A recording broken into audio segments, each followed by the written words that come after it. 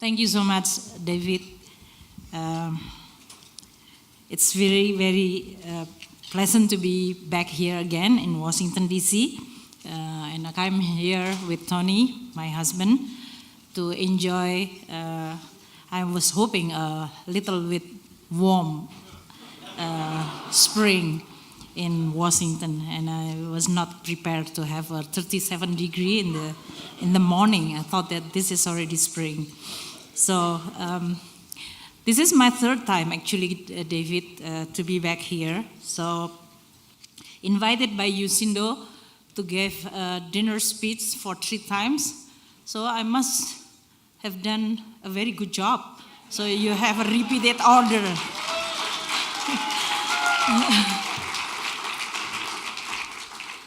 Although I noticed also that the menu for tonight was actually slightly better than last year. So I hope you have time to enjoy that food. I really actually feel happy to be here and see many of friends in the room. So it's always feel come back in Washington, D.C. I think my last speech, I'm talking about squirrel in my backyard, which is, that is one thing that I miss in Washington, D.C., so, which I cannot find in Jakarta. So I try to replace that. This time I don't know how to replace. Making a joke in the opening of the speech is difficult, especially after dinner. So I'm not going to choose that one.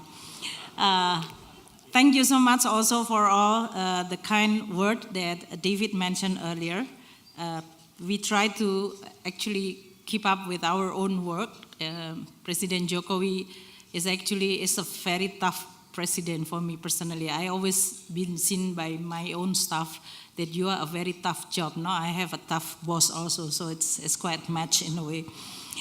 Tonight I'm going to update you because this is my third time giving a speech to USINDO, so it's more like an update. But I will divide, happen to be this year, Indonesia is going to host the IMF World Bank annual meeting in Bali. So for those of you who plan to come, please book your flight as well as hotel soon enough because it's already very crowded. And we actually asked Pak Luhut to try to negotiate with some airline because many of them is flying to Bali and they cannot find the business class enough. So maybe they have to be downgraded to the economy class, which is, I think, is okay. So, but hosting the IMF annual meeting in Indonesia, I'm going to address my first part of my speech. If you have the memory long enough about Indonesia, which I know that many of you have the memory of Indonesia, 20 years ago, we actually have the financial crisis. So the role of the IMF World Bank in Indonesia population, especially those baby boomer, because when I talk with millennial, my own children, they actually don't care about what was the legacy issue of the IMF reputation with the managing director of the IMF having this kind of picture in front of our former president. They don't have those kind of memory. Only Pak Luhut and his friend who actually have a hard feeling in a way. But I'm going to address this on my first part. The second one, I'm going to update you about, of course, our economy. And then the last part is, of course, as a finance minister, I'm going to touch a little bit about our budget. And then I'm going to close with the US and Indonesia relationship, which is, I think, is very important. So what have happened since the 20 years of the crisis in ASEAN crisis, Indonesian financial crisis back then? The crisis was very badly hit the Indonesia financial system and then creating a bailout of the biggest bailout in the history, not only Indonesia, but I think maybe also in the history of the global economy. I think we only match with Argentina in terms of the cost of bailing out banking crisis. Our economy suffered by contraction of more than 13%. Inflation up by more than 70%. Poverty increased by doubling or even almost triple, so 30%. Debt to GDP ratio because of this bailout increased by almost close to 90%. That bad, that was the economy situation. Looking back then, that crisis triggered a lot of reform, change in Indonesia, fundamental change in Indonesia. If you look at Indonesia today, then you can actually trace back to this 20 years of the reform that we did and we continue doing until now. On the institutional reform, you can see that the first time Indonesia put central bank to become an independent from the government. In the past, actually, central bank is almost like part of the Minister of Finance. I was thinking that, oh, the finance minister that time must be extremely powerful. I was envy with them. Very powerful, and the press is not free at all. So I think it's very good to become a power holder during that kind of situation. Today, we are facing with much open democratic social media, which even when you are not thinking or you haven't done anything, they have already criticized you as if we have already committing a crime. So we have an independent central bank. We even have what you call it financial sector supervisory, the OJK. So we have Pak Wimbo here. Is actually the second appointed commissioner, head of the OJK. With that, actually, we have a much more stronger in terms of both macro policy, fiscal, monetary, and banking and financial system supervision and regulation. Indonesia also reformed very, very fundamentally the way we manage the state finance, or we call it budget, but budget is only part. You will never believe that for the first time in the Indonesia history, we have the first balance sheet has been actually issued when I was finance minister back then. That was 10 years ago. And I was actually proudly present the Indonesia financial balance sheet. As of course, it's a disclaimer because we don't know about the asset. Many of the government asset has not been actually registered, booked, and inventorized, valued. And also, of course, we don't have a good, what you call it, a budget.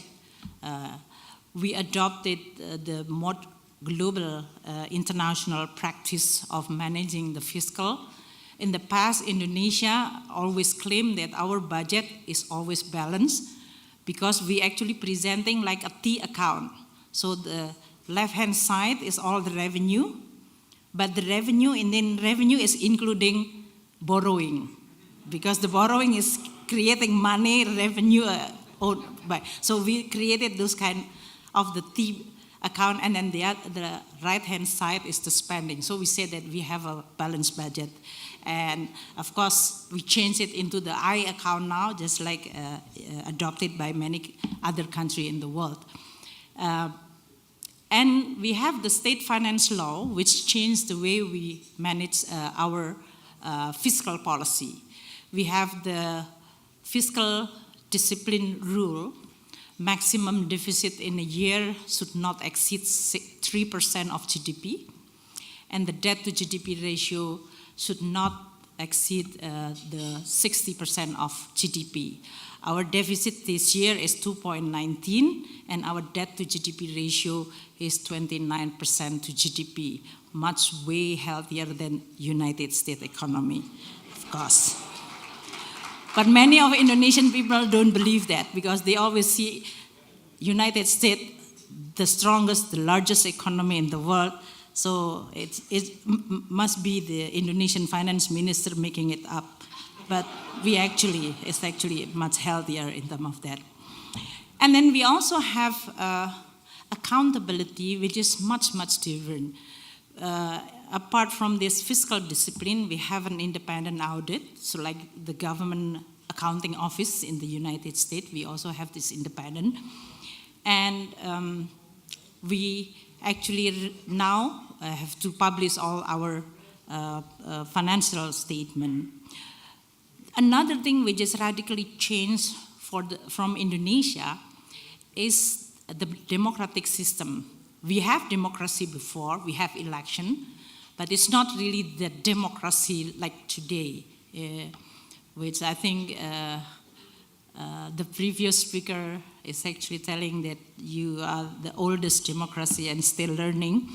We are youngest and we also continue learning, although I think many is also looking at Indonesia as the biggest Muslim country in the world, having a democracy.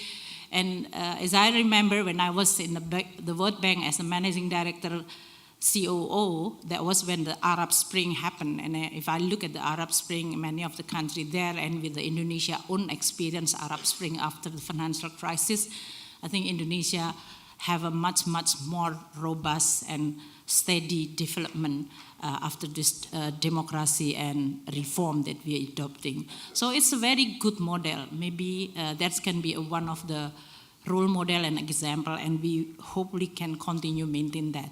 And to be honest, I mean, maintaining democracy under the Facebook system is not really an easy for us also, because it's really, I always say to all my team in the Ministry of Finance, you really like having a full body contact sport 24/7 with this kind of social media that you're having, because people really can give you a comment, and sometimes they're not coming from the mainstream media. So we really have to be able to read what is the people's minds as well as their response in order for us to be able to continue maintain stability, confidence, trust to the government. So this is something that we are very proud. Another thing is, of course, that we actually changed in terms of the relationship between central government and local government. A lot of function has been delegated and decentralized. And this is creating quite a complex issue for Indonesia, with more than 540 local government municipality and 34 provincial government. Indonesia is a big country, as you recognize, and it's democratic, decentralized, and very open, transparent country. So you can imagine how complicated to run, because I don't think I have to explain this to the US audience, because you are actually having the same system. So with that, we can manage to continue reform. So it's quite amazing. I mean, if you talk about the democracy, which is usually tend to be very myopic, short-term, and populist, Indonesia is actually able to reform and deepen our reform. It can be seen from what you see as today, the growth more than 5%, inflation stabilized at 3.5%, and we also having a healthy reserve, with the export has been one of the engine of growth.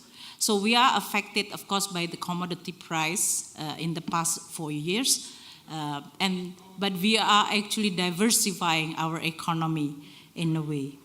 So that is the area that we actually having quite a healthy macro result.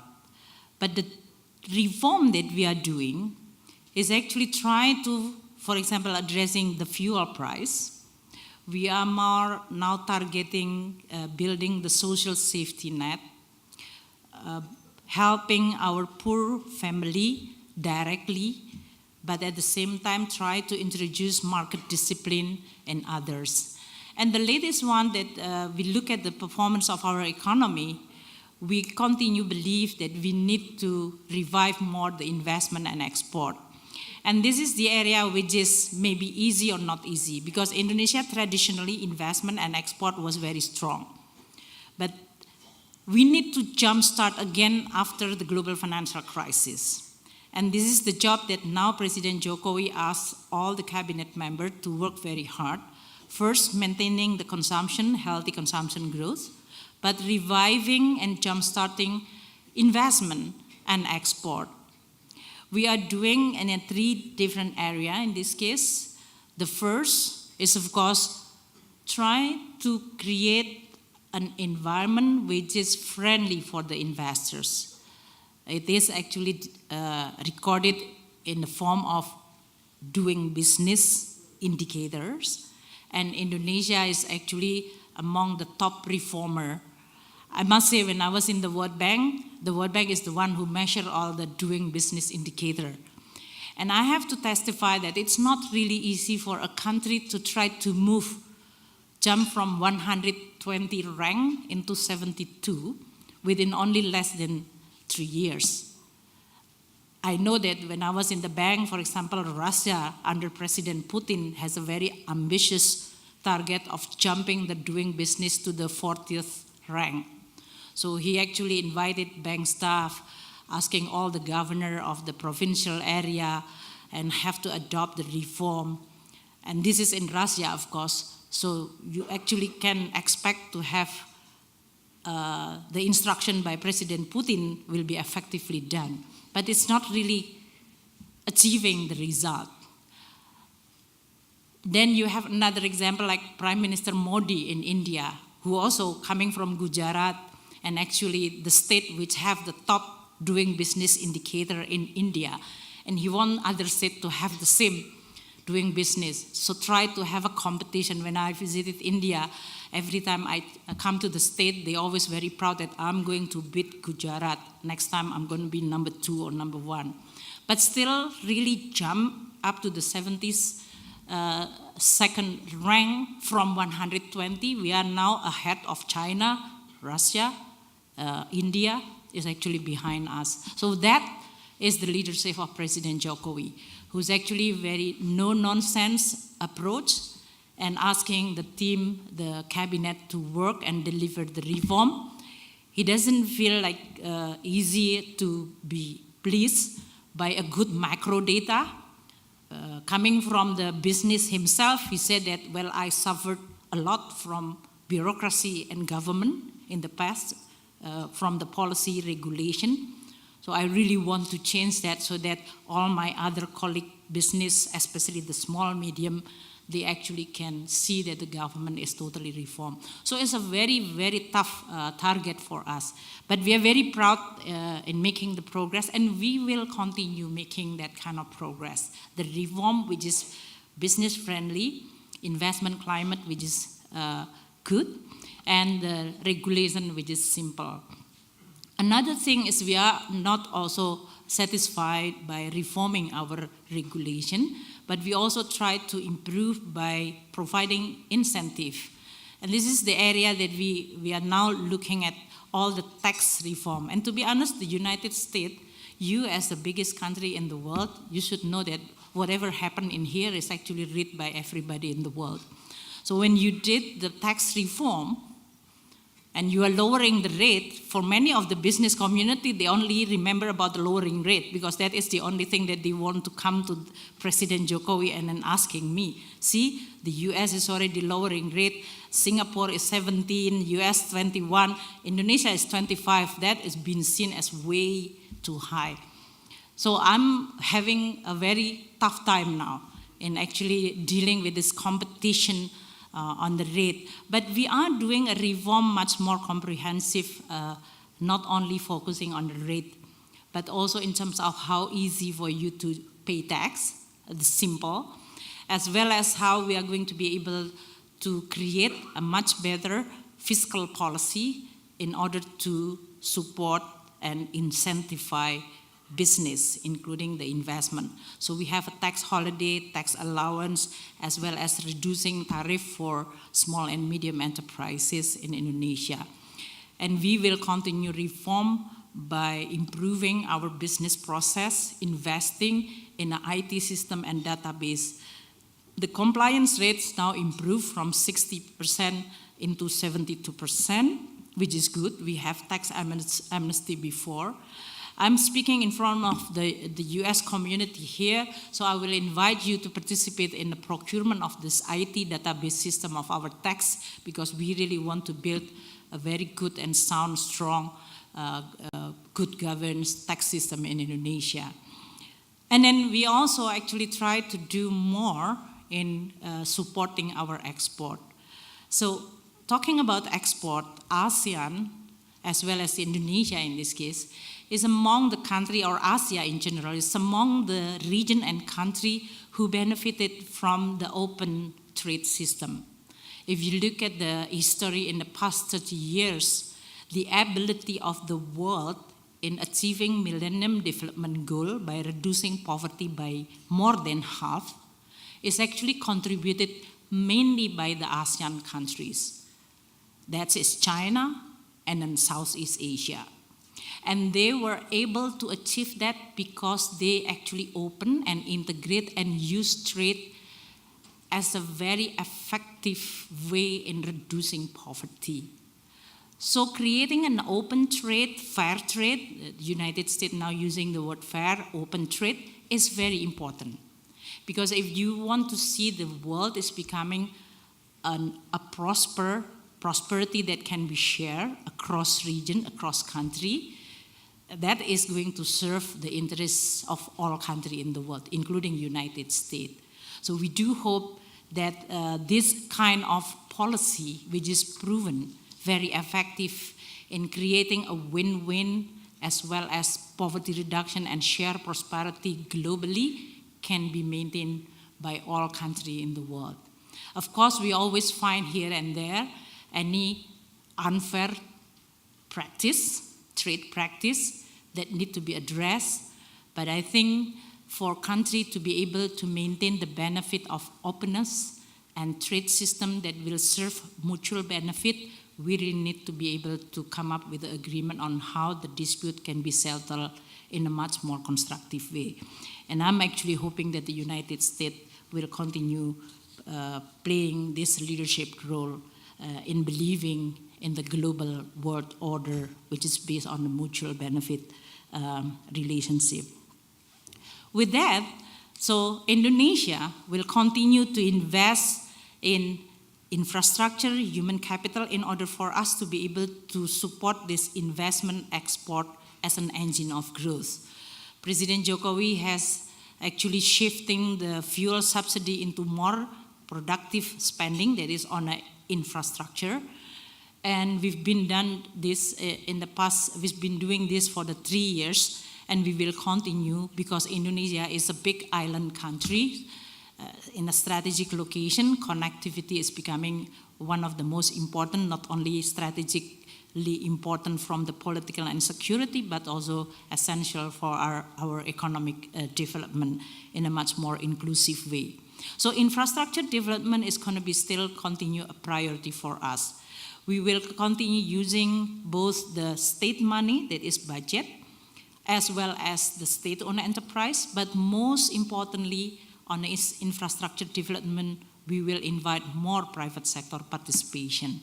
So we now inviting more, and we even now creating instrument for us to be able to invite the private sector participation on the infrastructure development. I know that the private sector appetite to invest in Indonesia is different depending on how familiar you are with Indonesia, how familiar you are with the regulatory system, and how comfortable your risk appetite relating to the return that we offered. But Indonesia will continue to create an environment for many private sector to be able to participate in our infrastructure development, from the equity financing, debt financing, up to the construction and any others risk and guarantee. So we will provide that, and we will continue strengthening. I think the track record is becoming more and more stronger for us. Second priority for us to be able to continue improve investment and export is our human capital. We spend 20% of our budget for education, 5% of our budget for health.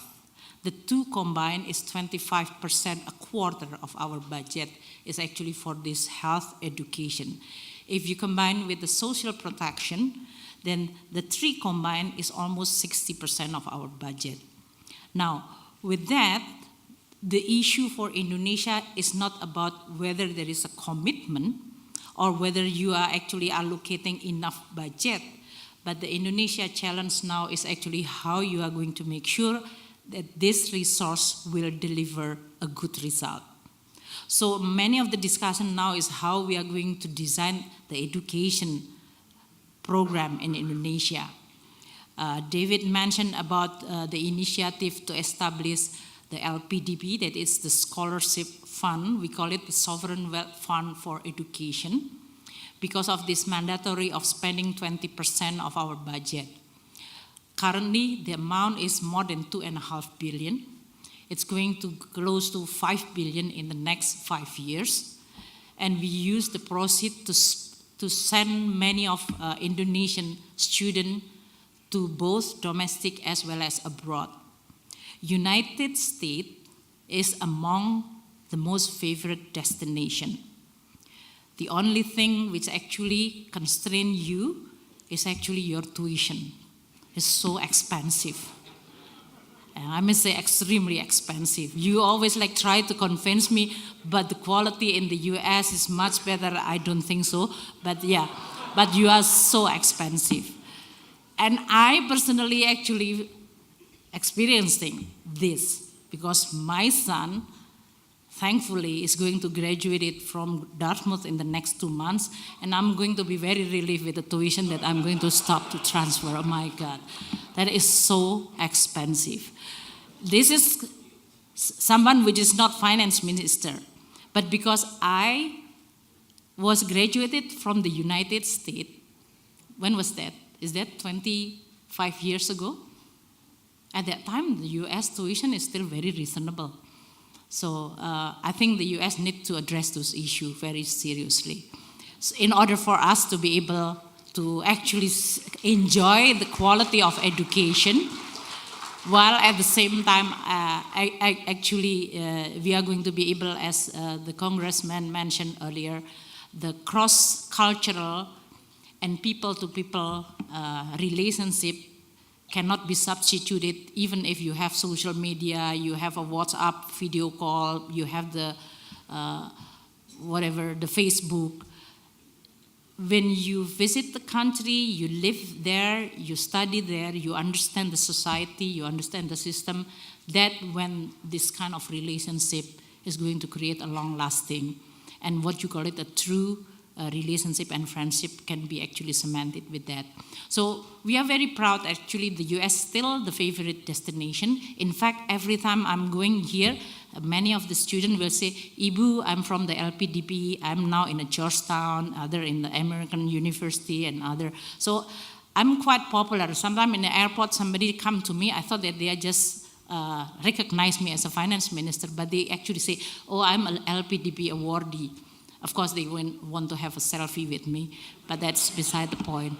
But I mean, we are having 18,000 now awardee of this scholarship, and we will continue to do that. And President Jokowi really want to reform the education system in Indonesia. And that's why we are now actually want to import more critical thinking, best university to also operate in Indonesia. He asked me, for example, to come to the pesantren. This is the Islamic boarding school, alumni, the best graduate to be able to get the LPDP scholarship and send them abroad. This will make Indonesia to become a place in which the younger generation will be able to enjoy and become at par with many countries in the world. To be honest, this is, I think, the area that I personally, when initiated this LPDP, it was because when I was finance minister 10 years ago, I talked to my colleague finance minister in ASEAN, Singapore, Malaysia, and they at one point say that, oh, I'm going to visit to London. What? Because I have around 50 or 100 students coming from the Ministry of Finance studying in LSE and other college in United Kingdom. And I was, what? They sent a lot of people there. And I look at my own Ministry of Finance at that time and I asked how many of my staff is actually graduated or now studying, and we only have less than 50. So I feel like we are the biggest country in ASEAN.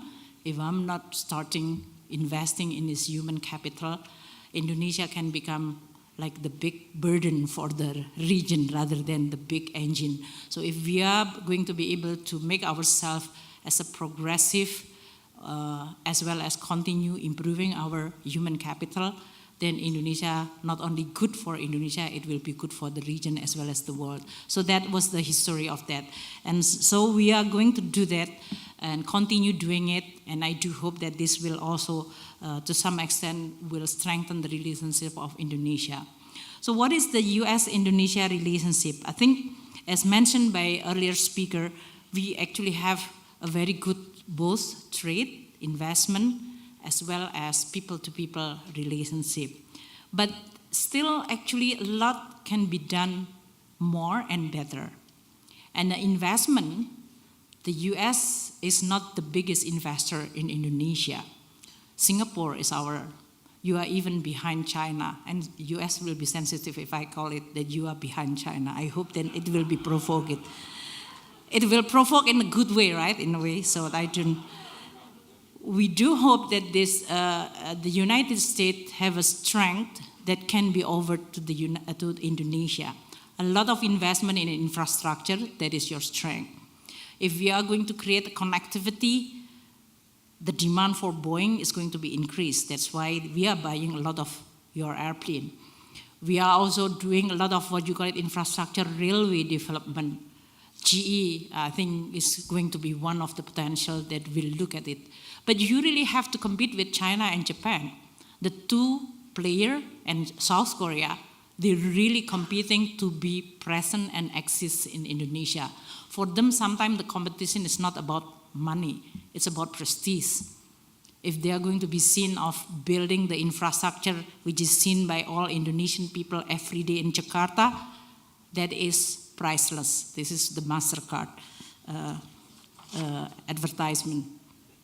That is priceless. So I hope the United States will not only have this strategic view on the Indonesia and ASEAN, but your work will be supported by this kind of commitment and action, willing to really present. Because you actually has become one of the most important country who's actually influencing a lot of things in the world. And the role of the United States as a leader of the world is something that is not only good for the United States, is good for the world. And this kind of leadership role is something that's not that we want you to become the superpower, but we want to create a good role model for many other countries in the world. That kind of role model is something which is important for all countries to look up to, because development journey is a very long journey. It's not like one linear in which country can actually do it themselves. They sometimes also need an inspiration, they need help, they also need an example as well as support. That's why for Indonesia, even though we are still in a very early stage, we are, if you measure from the income per capita, we are still less than 4,000. So we are not as high or even Brazil. But Indonesia now is already starting to establish what we call it the Indonesia Development Agency. The South-South cooperation is there. Because we firmly believe that the world is going to be a much better place for all when the country actually helping each other.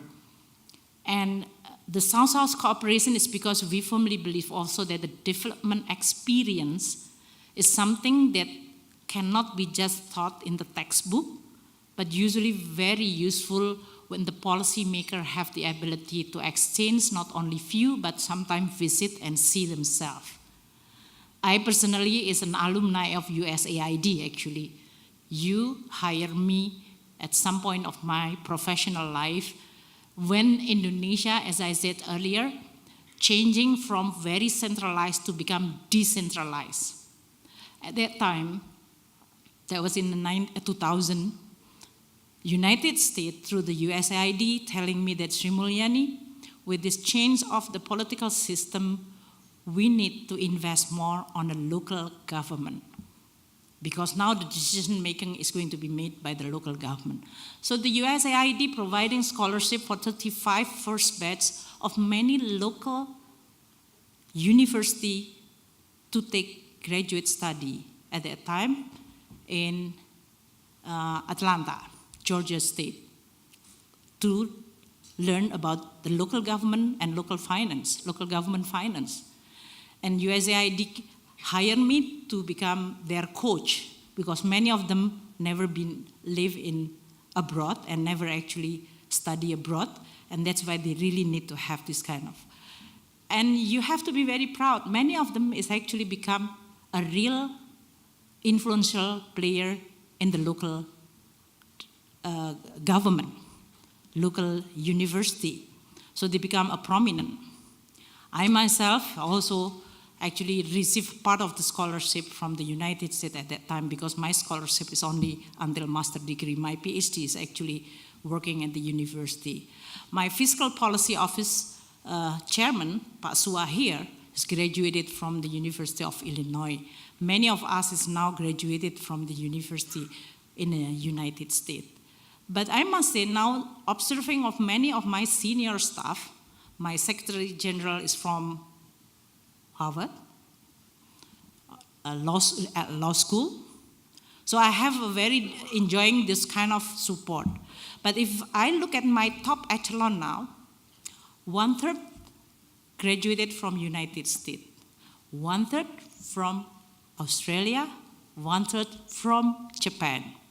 So it's actually quite a diverse, and I enjoy this kind of diversity in a way. So I think this is all I will use my time to share with you tonight, to celebrate 20 years Indonesia after the reform, after the crisis, with a long journey of reform. Not always easy, not a linear, smooth journey, but we are committed to do that. And we are very proud to be in this kind of stage. But we firmly believe that this journey need and shall be continued. And with that, we will need to have a stronger cooperation with a country like the United States, a country that inspired a lot of us in the past. And I do hope we will continue inspired by you today and in the future. Thank you very much.